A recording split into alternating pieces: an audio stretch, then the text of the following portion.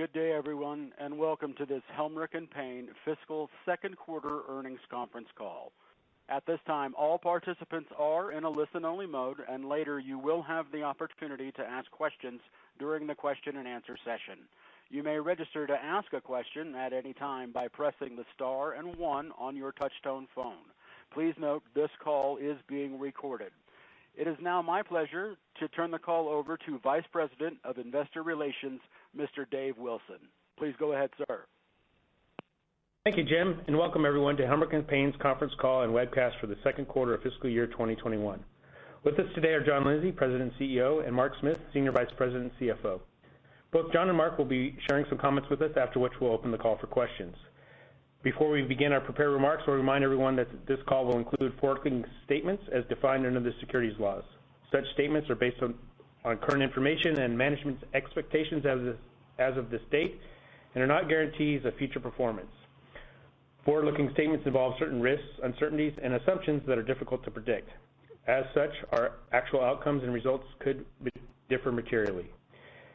You can learn more about these risks in our annual report on Form 10-K, our quarterly reports on Form 10-Q, and our other SEC filings. You should not place undue reliance on forward-looking statements, and we undertake no obligation to publicly update these forward-looking statements.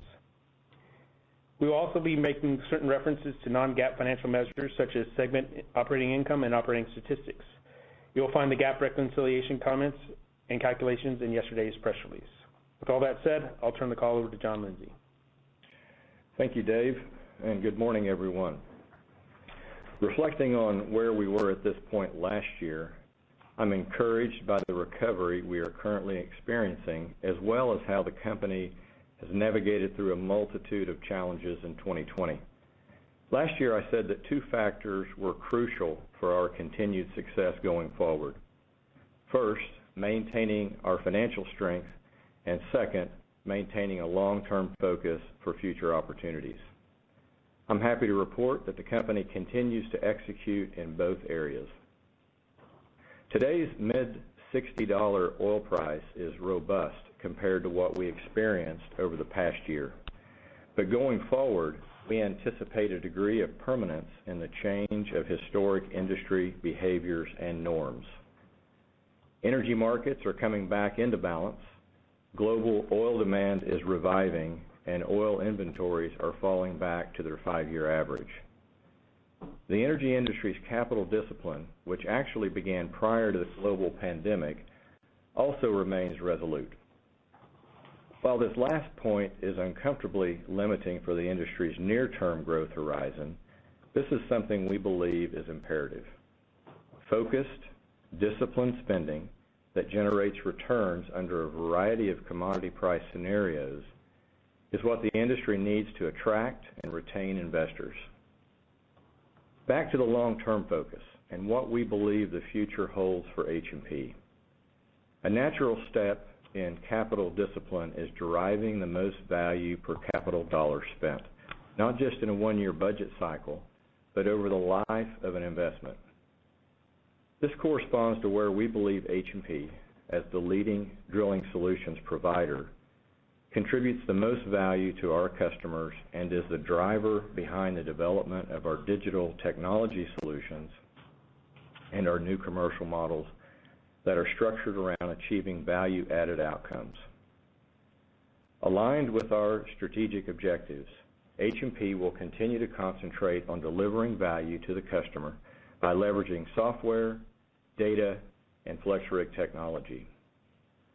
Our digitally enabled drilling operations provide automation solutions that deliver both efficiency gains and wellbore quality. Not only do our customers experience near-term financial benefits like lower well costs and the reduction of certain downhole risks, but also improvements in areas that were historically beyond our ability to influence, but have significant economic implications over the long-term life of the well. An important ingredient to a successful technology strategy is the integration of new commercial models, which incorporate performance metrics and eventually wellbore quality metrics. And one example is having a tortuosity index and tying them together with financial remuneration. New commercial models are designed to generate win-win outcomes. The customer has a well with improved economics, and H&P is compensated for helping to create a portion of that value. Currently, approximately 30% of our active U.S. fleet is under some type of performance contract. Contrasting the successful adoption of these new commercial models compared to a year ago, where we only had about 10% of our fleet on performance contracts. Our digital technology is providing H&P and our customers another differentiating capability in delivering the best outcomes. Let me give you a few examples. H&P's automation technology deployed on our FlexRig is providing smoother wellbores and reduced tortuosity, which helps extend downhole tool life, deliver smoother casing runs, increase reliability, and reduced well durations. In addition, a less tortuous wellbore also saves the customer time and money during the completions phase of the well by lowering downtime events, reducing overall completion time, and creating more certainty for the life of the well. We are automating directional drilling with our AutoSlide solution, and this is driving repeatability and consistency in drilling the curve. This enables landing the curve earlier in the zone, resulting in an additional frac stage and improved returns for the customer. Well cost consistency achieved through automation is providing more certainty and confidence to key stakeholders, affording a clearer vision and more confidence in future expansion. I do believe that FlexRig solutions are unique in the industry and contributing to the demand for H&P, as our current rig count in the U.S. is at 118 rigs, up 25% since the end of fiscal Q1. In addition, we have approximately 35% of the public company E&P market share and about 14% of the private E&P market share. Both are leading metrics in the U.S. We're making good progress in deploying digital technology solutions and introducing new commercial models to the industry. All of that said, we also realize there's still a lot of work ahead. As the demand for FlexRig solutions has increased, we find ourselves at a point where rig reactivations are becoming an increasing financial burden. We believe the market is fast approaching an inflection point where this financial burden will have to be carried by our customers as well, either through lump sum payments or pricing over the life of the contract. We estimate that industry-wide, there are only a handful of idle super-spec rigs that have been active during the past 9 to 12 months. Particularly as longer idled rigs are put back to work, higher reactivation costs will play a larger role in contract economics going forward. We already see a shortage of ready-to-work super-spec rigs in the market, so there's momentum emerging in the near term to improve FlexRig solutions pricing and contract economics during the rest of 2021. If commodity prices remain strong, many believe E&P budgets will likely respond positively in 2022, and that will increase the demand for incremental super-spec rigs. Those incremental rigs will be those that have not worked in well over a year, and it will be costly to bring those rigs back into service. Again, contract pricing and economics must be supportive of that investment. I will not soon forget last summer's reorganization effort where we downsized corporate G&A and operational overhead in response to the pandemic. Mark will give a more complete description of how these efforts are expanding this year, but I wanted to underscore that our industry is structurally smaller today, and the prospects of that trend reversing seem very slim, especially near term. We must respond to the changing priorities, but it doesn't mean there are no longer opportunities for H&P to innovate, to grow, and to thrive in this evolving environment. Oil and gas is still critical to the global economy, and it will remain so for many years to come. Growing internationally is another strategic priority for H&P. While international markets are lagging behind the U.S. recovery, we are participating in several bid opportunities in South America, the Middle East, and elsewhere. We are encouraged that several of these opportunities are unconventional resource type plays, and we have industry-leading technology and expertise. The process of obtaining international work has its set of challenges, and we are shifting our strategy to drive success. We are committed to growing that part of our business, and given our significant U.S. super-spec capacity, leading-edge technology offerings, and financial ability, we are well positioned for many of these opportunities. H&P has long been committed to operating in a safe and environmentally responsible manner, and we continue to invest in advancing cleaner and more efficient energy through new technologies that minimize the environmental impact of our drilling operations. We are pleased with our ongoing partnerships with our customers to reduce GHG emissions. Our operational and technological experience, combined with our rig design, help our customers minimize operational costs and risks and reduce the environmental impacts associated with producing oil and gas. We are also investing in power management systems and alternative power sources.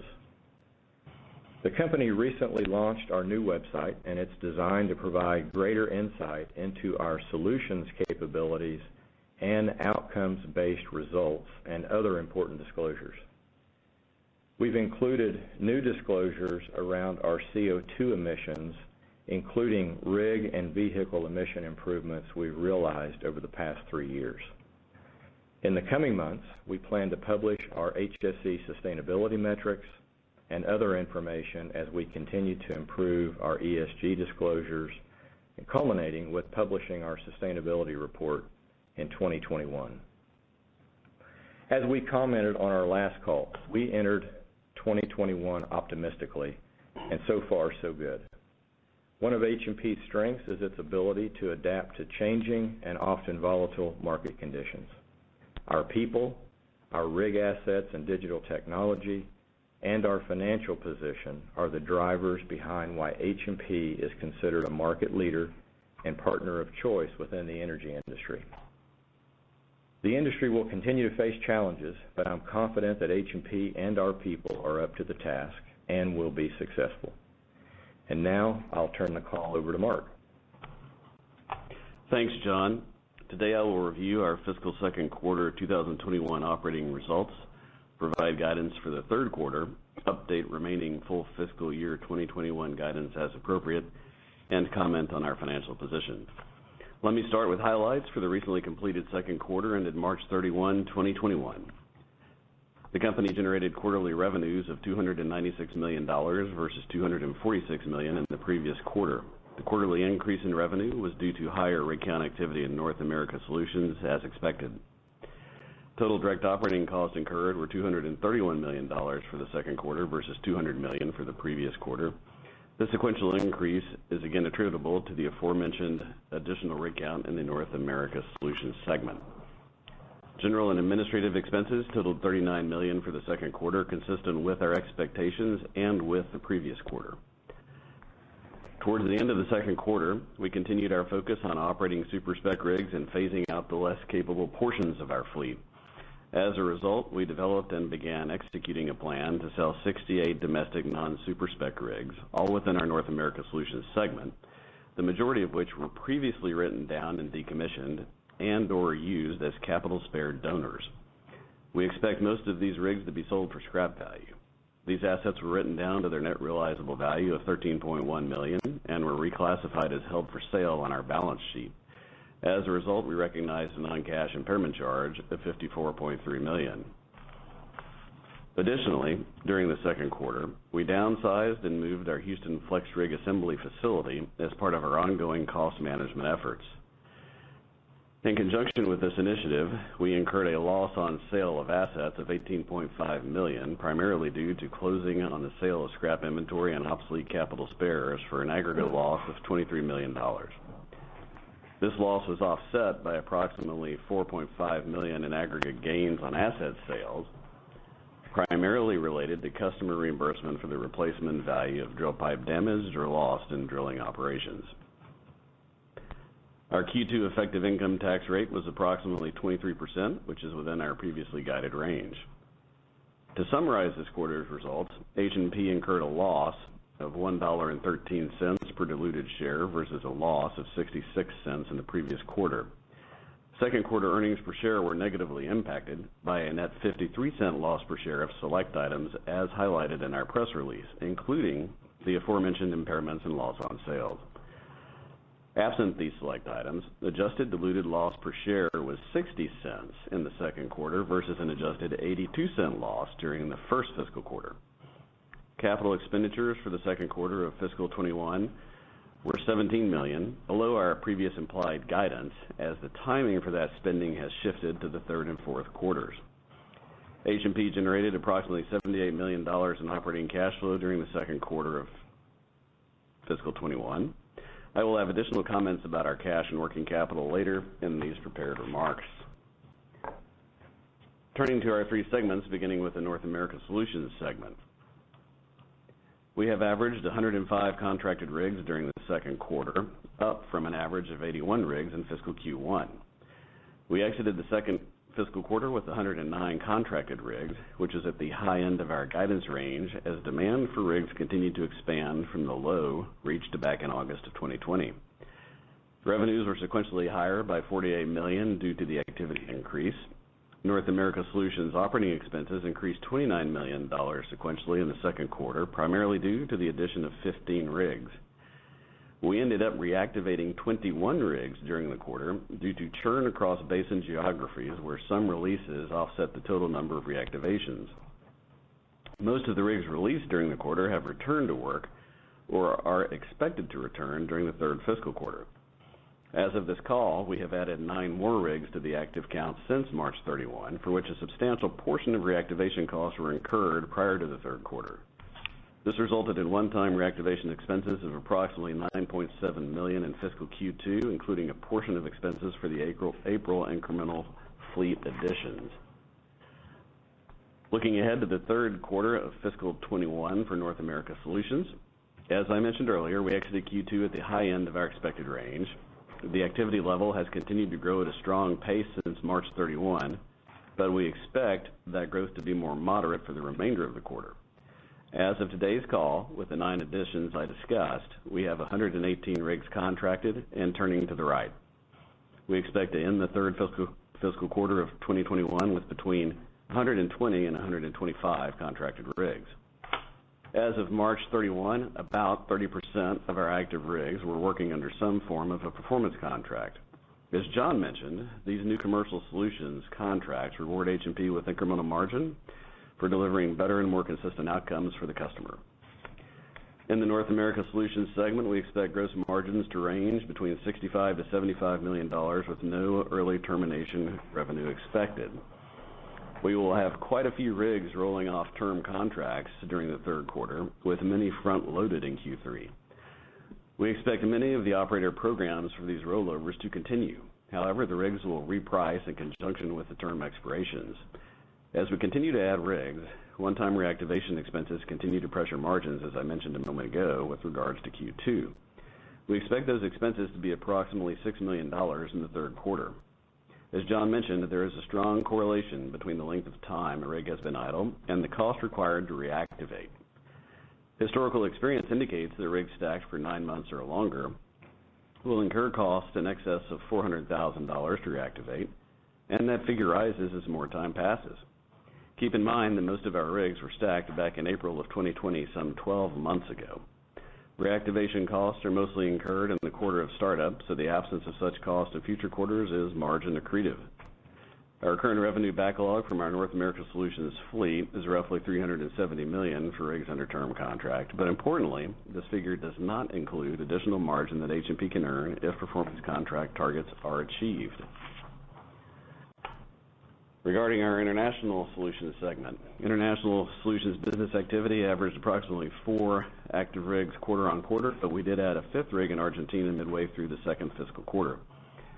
Margin contribution was above expectations for the quarter, primarily due to the incremental rig commencing work in Argentina, coupled with revenue reimbursements for upgrades performed on a rig. As we look toward the third quarter of fiscal 21 for international, our activity in Bahrain is holding steady with the 3 rigs working, and we have 2 rigs under contract in Argentina. Also, we still have a pending rig deployment in Colombia that continues to be delayed as our customer waits on required regulatory approvals to begin work. In the third quarter, we expect to have a loss of between $1 to $3 million apart from any foreign exchange impacts. Turning to our offshore Gulf of Mexico segment, we continue to have 4 of our 7 offshore platform rigs contracted, and we have management contracts on 3 customer-owned rigs, one of which is on active rate. Offshore generated a gross margin of $6 million during the quarter, which was at the lower end of our estimates due to some unexpected downtime on 1 rig. As we look toward the third quarter of fiscal 21 for our offshore segment, we expect that offshore will generate between $6 and $9 million of operating gross margin. Now let me turn to the third fiscal quarter and update full fiscal year 2021 guidance as appropriate. Capital expenditures for full fiscal 2021 year are still expected to range between $85 to $105 million, with the remaining spend distributed evenly over the last 2 fiscal quarters. Our expectations for general and administrative expenses for the full fiscal year 21 have not changed and remain approximately $160 million. We also remain comfortable with the 19 to 24% range for our estimated annual effective tax rate and do not anticipate incurring any significant cash tax in fiscal year 21. The difference in effective rate versus statutory rate is related to permanent book-to-tax differences as well as state and foreign income taxes. Now looking at our financial position. We had cash and short-term investments of approximately $562 million in March 31, 2021 versus $524 million at December 31, 2020. Including our revolving credit facility availability, our liquidity was approximately $1.3 billion. In mid-April, lenders with $680 million of commitments under our $750 million revolving credit facility, or RCF, extended the maturity of the RCF from November of 2024 to November 2025. No other terms of the RCF were amended in conjunction with this extension. The remaining $70 million of commitments under the 2018 credit facility will continue to expire in November of 2024. Our debt to capital at quarter end was about 14%, and our net cash position exceeds our outstanding bond. H&P's debt metrics continue to be best-in-class measurement amongst our peer group that allows us to keep our focus on maximizing our long-term position. As a reminder, we have no debt maturing until 2025, and our credit rating remains investment grade. Now a couple of notes on working capital. As discussed in our February earnings call, we received a $32 million tax refund plus $3 million of interest in January. Still included in our accounts receivable is approximately $19 million related to further tax refunds that we expect to collect in the coming quarters. The preponderance of our trade AR continues to be less than 60 days outstanding from billing date and increased a modest $8 million sequentially. Our inventory balance has declined for the third consecutive quarter, even as our active rig count climbed.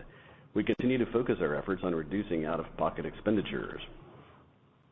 Given our current outlook for activity, we expect our cash balances at fiscal year end to be relatively unchanged from March 31. On one hand, rising activity drives our run rate cash generation higher, while on the other hand, in the short term, some of that higher cash generation potential is masked by reactivation expenses and working capital investments required to enable that higher activity. We believe at these higher activity levels, our point-forward quarterly operating earnings will fund our maintenance capital expenditures, debt service costs, and dividends. As John mentioned, cost control remains a high priority.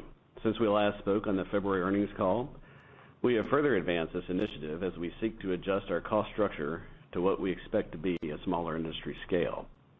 This effort is one of our current strategic objectives, and we have several work streams being carried out in parallel. One such work stream was the reduction in size and relocation of our Houston Flex Rig Assembly facility, which lowers go-forward overhead while simultaneously increasing capabilities at that facility. As these work streams progress, we will update you on the expected magnitude and timing of these various cost savings opportunities. That concludes our prepared comments for the second quarter. Now let me turn the call over to Jim for questions. Gentlemen, thank you. And to our audience, at this time, if you would like to ask a question, please press the star and 1 on your touch-tone phone. You may remove yourself from the queue at any time by pressing the pound key. Once again, that is star and 1 to ask a question, and the pound key will remove you from the queue. We'll take our first question today from Ian McPherson at Simmons. Please go ahead. Thanks. Good morning, John and Mark. Appreciate the perspectives there. So it sounds like you provided us with the building blocks to confirm what we were expecting with respect to margins improving beyond your fiscal third, because reactivation costs going forward as a percentage of the total pie should be easing. Spot pricing is bottomed, and you'll have probably an increasing share of performance contracts that are probably accretive to your margin as well. So I wanted to confirm that directional bias for margins to probably begin to tilt upward a little bit after the third quarter, unless the state of the world changes. That's my first question. Sure, Ian. I think you're right on that. We do feel like we've, rates in general are off of the bottom, and we've been able to see some improving pricing, and as you said, improving commercial-based or performance-based type contracts. So yeah, we think we're working on increasing that. I think just in general, there's the super spec fleet, while not at near 80% utilization, I think when you look at what is available and idle, it's been idle for quite some time, and I think that ultimately drives some higher pricing as well as we continue to activate rigs. Okay. And John, as you go about this sort of maintenance scrapping program, how much idle capacity of super spec rigs makes sense for you to keep in the back pocket? How much idle capacity do you think you need for the cycle ahead? Well, Ian, I'll let Mark give some additional color and details on that, but we haven't scrapped anything that's of super spec capacity. Everything that we scrapped is the lower tier Flex Rig 4 and older Flex 3. Okay. Yes, Ian, just to footnote that, everything that we are culling from the fleet, as I mentioned in the prepared remarks, has really been previously impaired to some sort of salvage value, but also along the way, these rigs, calling them rigs is really kind of generous. They've been utilized as donors for equipment and components. They're not a complete rig, if you will. They're really mainly Flex 4 rigs and non-super spec rigs that we impaired going back to June of 19 and March of last year. So if we just subtract your working rig count now to where you were, at the peak a year ago, is that a good proxy for what your less than $1 million reactivations reserve looks like? Yeah, Ian, I think that's a good approximation. Okay. Great. Thank you, gentlemen. I'll pass it on. Thank you. Our next question will come from Taylor Zurcher at Tudor, Pickering, and Holt. Hey, John and Mark, and thanks for taking my question. The first question I have is really a two-part question as it relates to some of the moving pieces for the June quarter. So reactivation costs obviously a bit elevated as you're putting a whole bunch of rigs back to work. And I just wanted to clarify, are you able to pass through any of those costs to the customer today?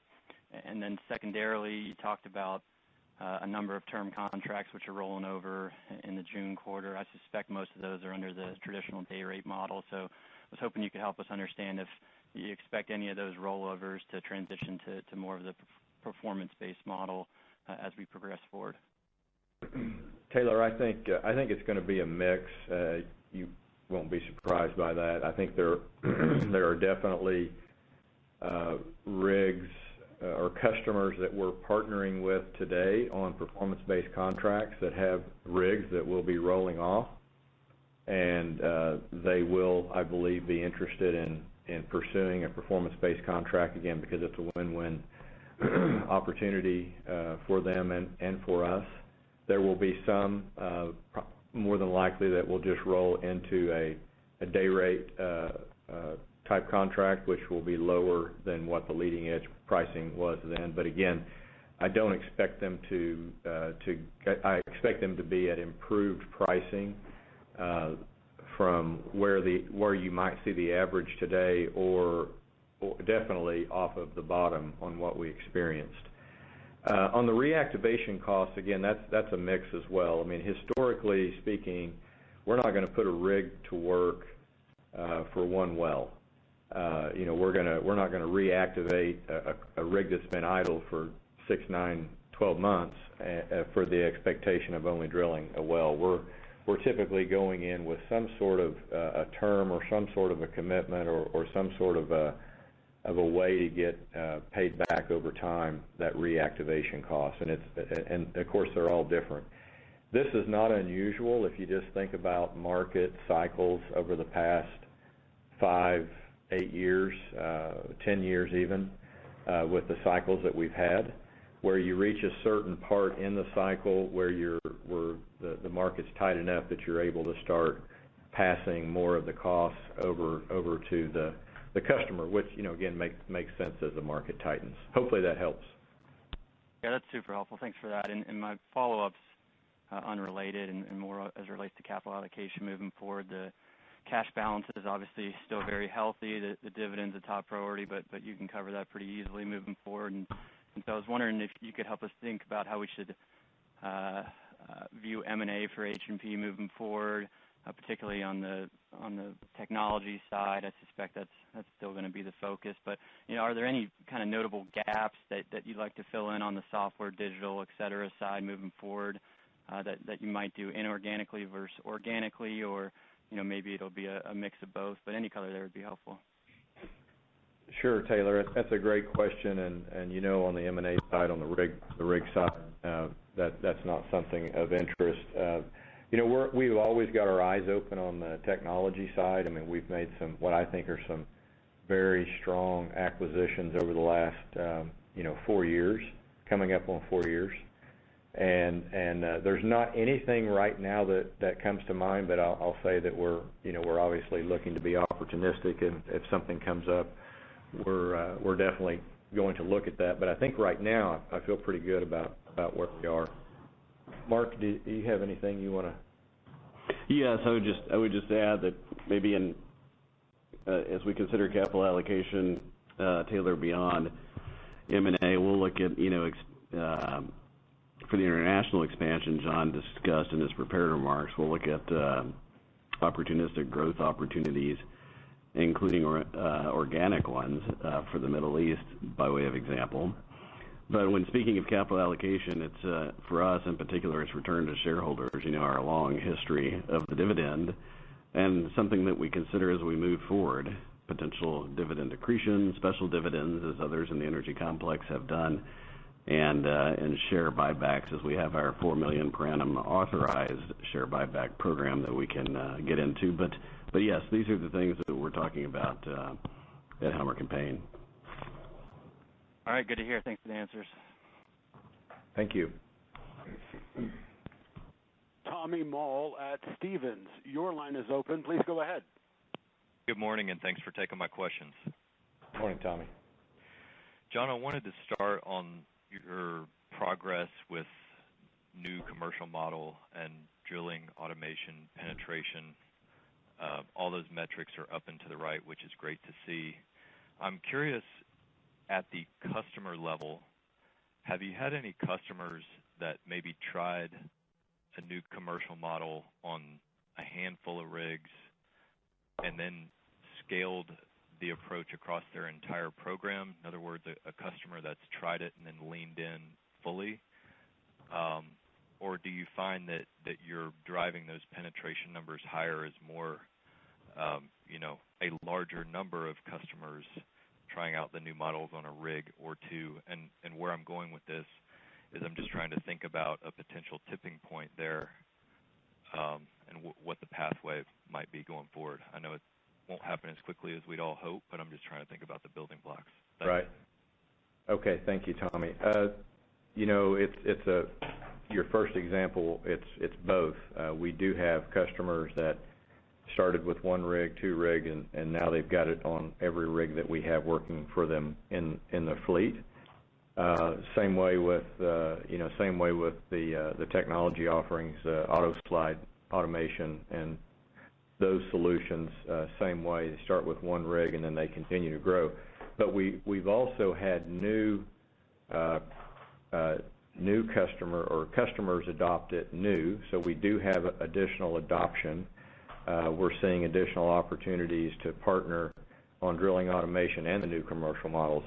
At times I liken this to the early days of the flex rig. As you can imagine, not every customer was looking for an advanced technology rig, and particularly one that was a much higher price than what the going rate would have been for a conventional rig. But we had thankfully we had the early adopters we're able to partner with. They saw the benefits, and we created a whole lot of value.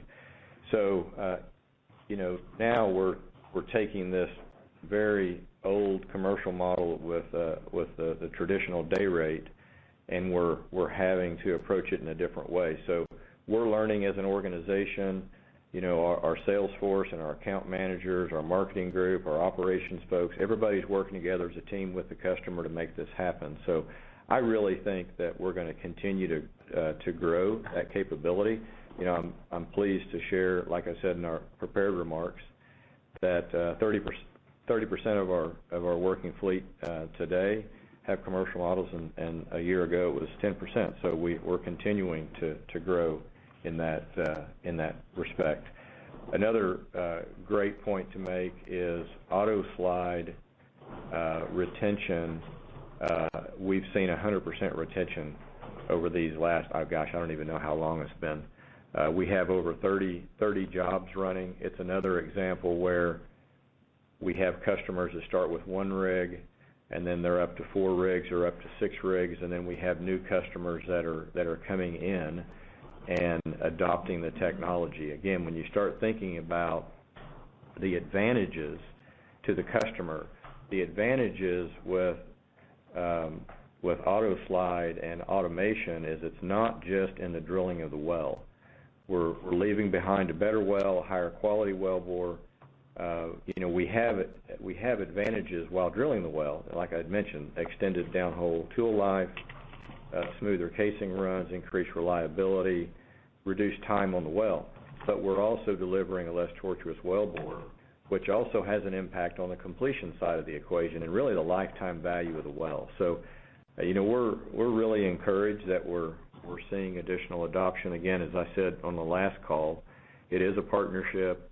We both have strengths that we bring to the party, and we're having to kind of expand outside of our normal area that we've worked with a customer. So overall, I think it's moving along pretty well. Thank you, John. And you mentioned wellbore quality there, which is something that I wanted to follow up on. So I believe in your prepared remarks you indicated that incorporating some terms related to wellbore quality is either in the early stages or maybe we're not there yet in terms of the new contract structure. But just conceptually on that point, how do you approach it with one of these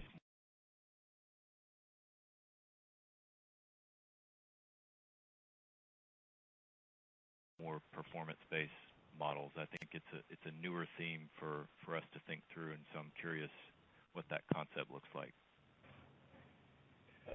Sure. I think 2 examples. One is what I had in my prepared remarks where, and I think we may have talked about this on a previous call, but we've had several customers recognize that when drilling the curve by using automation compared to using a human doing the decision making of drilling that curve, we're actually able to land that curve 150 to 200 feet earlier in the zone.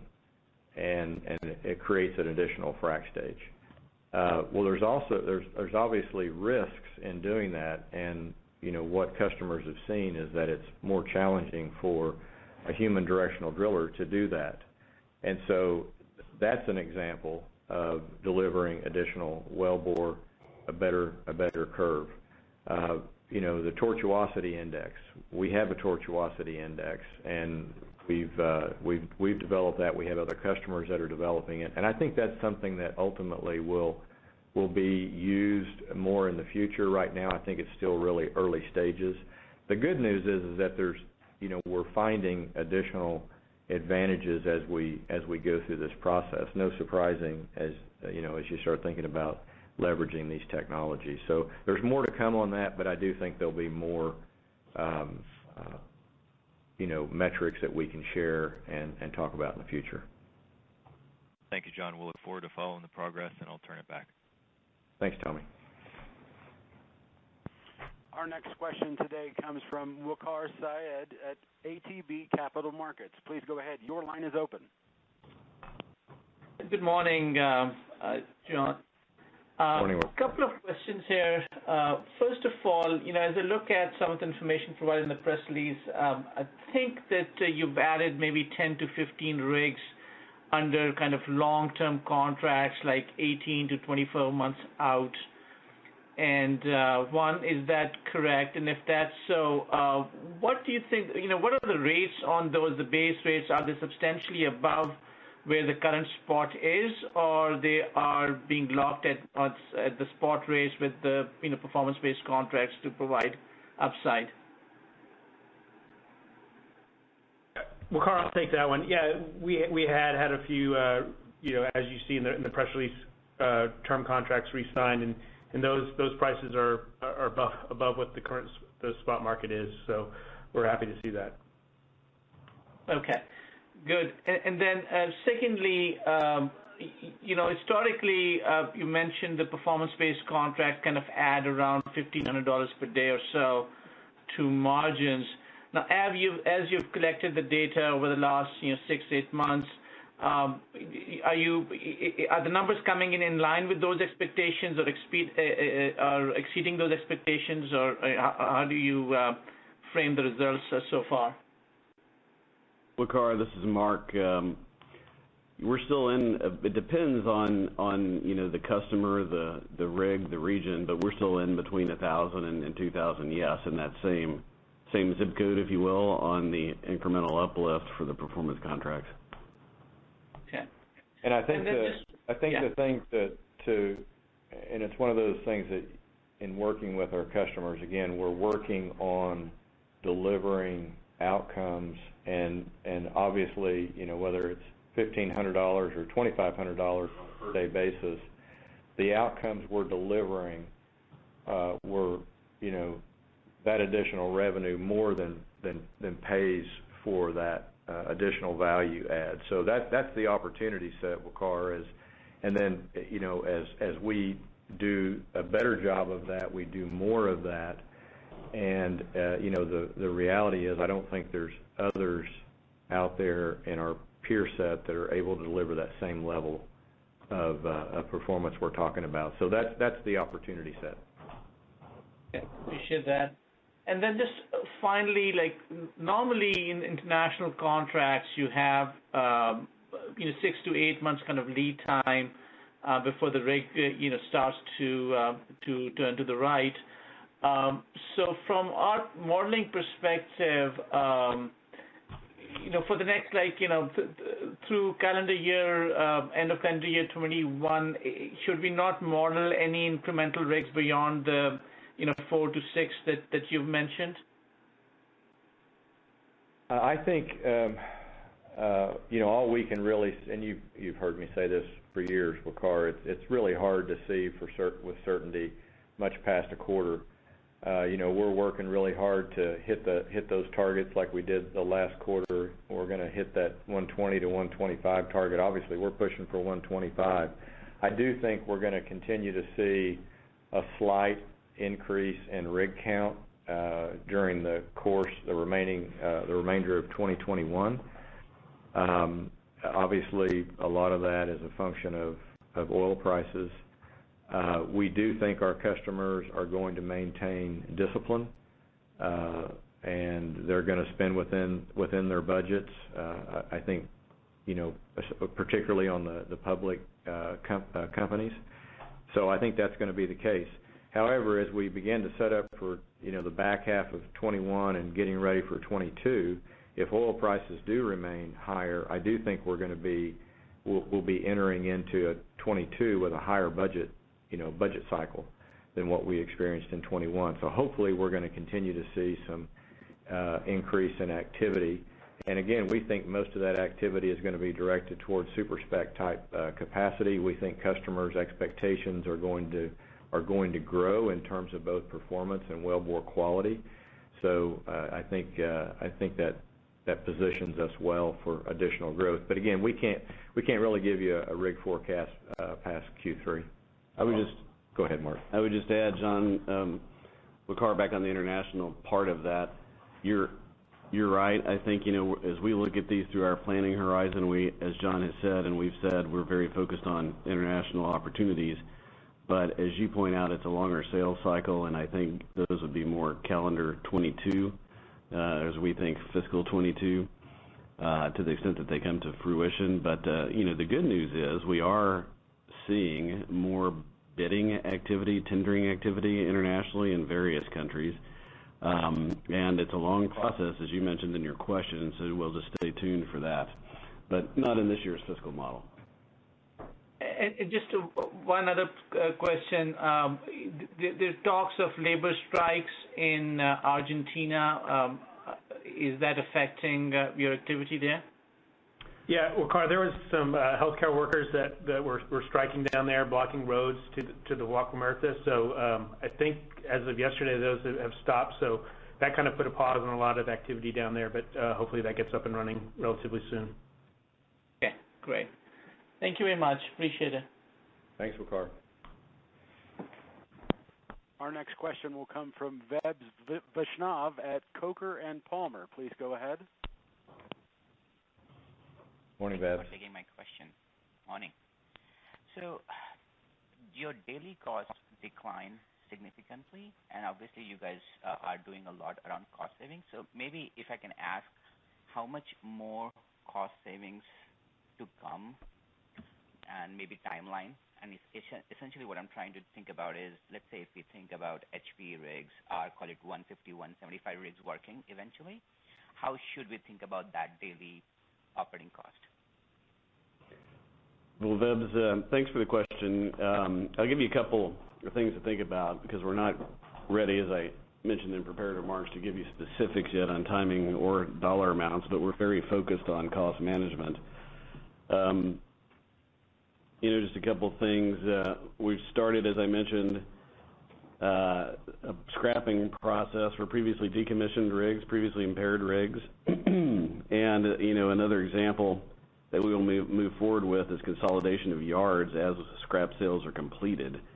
Last year, we had to make some tough choices on cost, as John talked about the reorganization we did. And that involved removing much of the labor element of consolidating our 7 North American districts to 4 regions. We're now working towards the physical, structural, geographic footprint to align with those 4 regions, and that's again kind of consolidating yards in that specific example. And these changes will result in stack yard closures and forward cost savings related to everything therewith.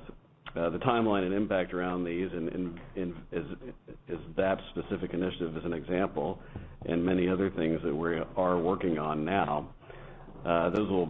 Those initiatives are carrying forward and protracted, and we'll be talking more about that, especially as we move towards fiscal 22.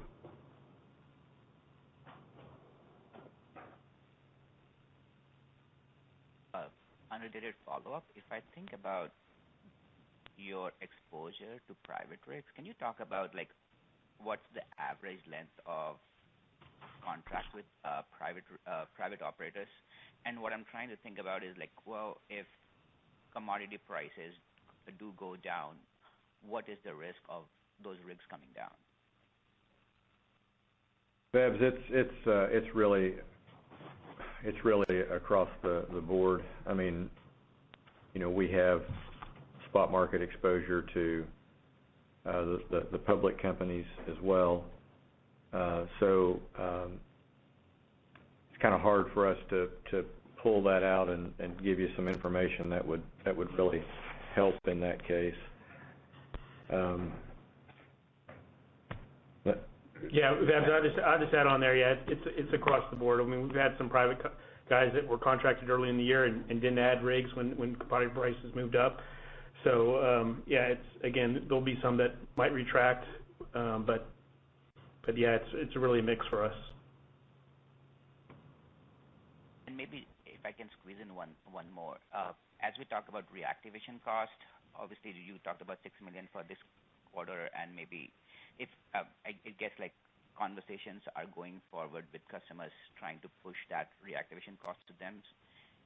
Is that fair to think like there should not be any reactivation cost, not in a major amount starting fiscal fourth quarter? No, Babs, I think it's too early in the game for that. I'm sure we already have some commitments for rigs in Q4. We're going to do the best that we can. Again, sometimes that reactivation cost is captured through a term contract built into the day rate. So we would still potentially have some reactivation costs, but we're getting compensated for that over the life of the contract. So there's a lot of different examples on that, but no, Q3 would be too early. Thank you. And gentlemen, our next question this morning comes from the line of Chris Voy at Wells Fargo. Thanks. Good morning. Maybe just to start with a pretty high-level question around efficiency. So in 2019, you saw a lot of dramatic increases in footage per rig in E&P presentations, or if you just do the math. And 2020, obviously pretty crazy year, tough to track with all the volatility. Now that we've got some, obviously the rig count is increasing pretty solidly, but probably easier to measure at this point. If I think about the drivers for increasing footage per rig, there's higher rate of penetration with more super specs and service excellence. That's in your control. And there's bigger pad sizes, fewer modes. That's in your customer's control. I'm just curious if you can give any perspective on whether increasing footage per rig has leveled off compared to the exit rates in 2019, or if it continues to increase. Chris, I don't have a sense for how 2021 is measuring up to 2019, but I think in generally speaking, in the U.S., we continue to improve cycle times. I can really only speak to the H&P rigs, but we're improving cycle times. We're also continuing to drill longer laterals. All the things that you mentioned play into that. I will say on the technology side, as I mentioned in our prepared remarks, less tortuosity and having fewer hard turns downhole has an impact on downhole tool life. So fewer trips, which also enhances the speed of drilling the well. So I think we still have runway ahead of continuing to improve performance. Automation is going to contribute to that. We're going to continue to see, technology advances both downhole as well as with software. So I think we're going to continue to see that happen. Okay, thank you. That's helpful. And then for follow-up, this is more of a clarification, but in the prepared remarks, I think you're talking about a bunch of rigs this quarter rolling over to lower rates, after contracts that expire. But then in one of the Q&As, I think there was a commentary that maybe suggested that leading edge now might be near or exceeding the portfolio average. So if we just think about gross margin per rig, excluding reactivation costs, is that leading edge now near the portfolio average, or is that going to keep ticking down as you head into 4Q from 3Q? Hey, Chris, this is Mark. Thanks for the clarification question. No, it's not the portfolio average. I think what John was talking about in Q&A is it's up from the recent bottom of the spot, if that makes sense. So we continue to have rigs rolling off a contract. They're repricing in the current environment, but that spot has moved up from our low rig count back in August of 2020. And, in addition to that, we are, with our sales team, and working with our customers and looking at win-win solutions, leading with those discussions for the renewals with performance-based contracts. So that, to the extent we're successful there in getting a better outcome for the customer, we also get a better uplift with the bonus for hitting KPIs at the end of the job. Right. Okay. Thank you. Thank you. And this does conclude today's Q&A session. I am pleased to turn the floor back to Mr. John Lindsay for any additional or closing remarks. Thank you, Jim, and thanks again to everyone for joining us on our earnings call today. As we've outlined, we have several strategic objectives that the company is working on that we believe are going to continue to bring about an evolution in our industry. The industry obviously will continue to face challenges, but I believe that H&P and our people are up to the challenge. So we're going to keep working very hard to keep improving. And so thank you again for joining us today, and have a great day. This does conclude today's program. Thank you for your participation. You may disconnect at any time.